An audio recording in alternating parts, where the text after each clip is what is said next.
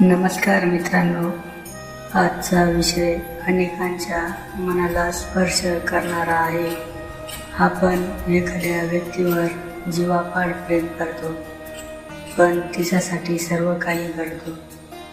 तिच्या आनंदात आपण आपला आनंद शोधतो, पण तेव्हा तीच व्यक्ती आपल्याकडे दुर्लक्ष करून दुसरीकडे आकर्षित होते. तेव्हा मनाला खूप वेदना होतात.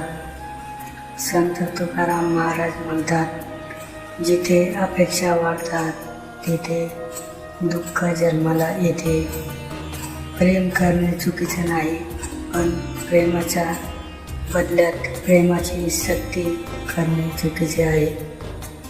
मित्रांनो, प्रेम म्हणजे मालकी हक्क नाही. प्रेम म्हणजे समर्पण, विश्वास आणि दुसऱ्याच्या आनंदाचा स्वीकार.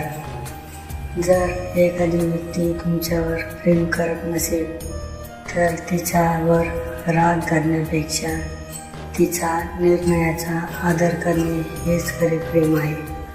संत ज्ञानेश्वर महाराजांनी सांगितले आहे की जगात प्रत्येक जीव स्वतंत्र आहे. आपण कोणाच्या मनावर राज्य करू शकत नाही. आपण फक्त आपल्या भावना व्यक्त करू शकतो, पण कोणाला आपल्यावर प्रेम करण्यास भाग पाडू शकत नाही.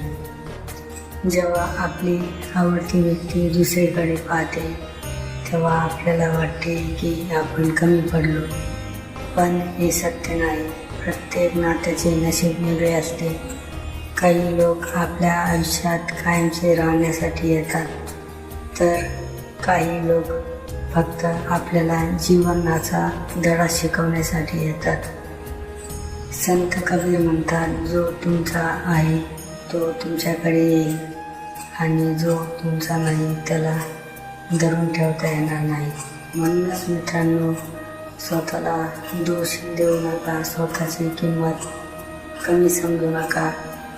प्रेमात अपयश आले म्हणून जीवन संपत नाही. उलट अशा अनुभवातून माणूस अधिक मजबूत बनतो.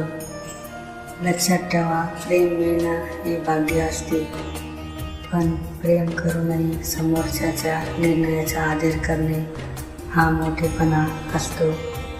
जर ती व्यक्ती दुसरीकडे पाहत असेल तर तिच्या मागे धावण्याऐवजी स्वतःच्या आयुष्याकडे पहा, स्वतःला घडवा, स्वतःवर प्रेम करा आणि देवावर विश्वास ठेवा. कारण देव जे हिरावून घेतो त्यापेक्षा चांगले काहीतरी देण्यासाठीच घेतो. शेवटी एक संत विचार, ज्याला तुमची किंमत नाही त्याच्यासाठी रडू नका, कारण की देवाने तुम्हाला अनुभव बनवले आहे. जर हा तुम्हाला व्हिडिओ आवडला असेल तर लाईक, सबस्क्राईब नक्की करा. धन्यवाद.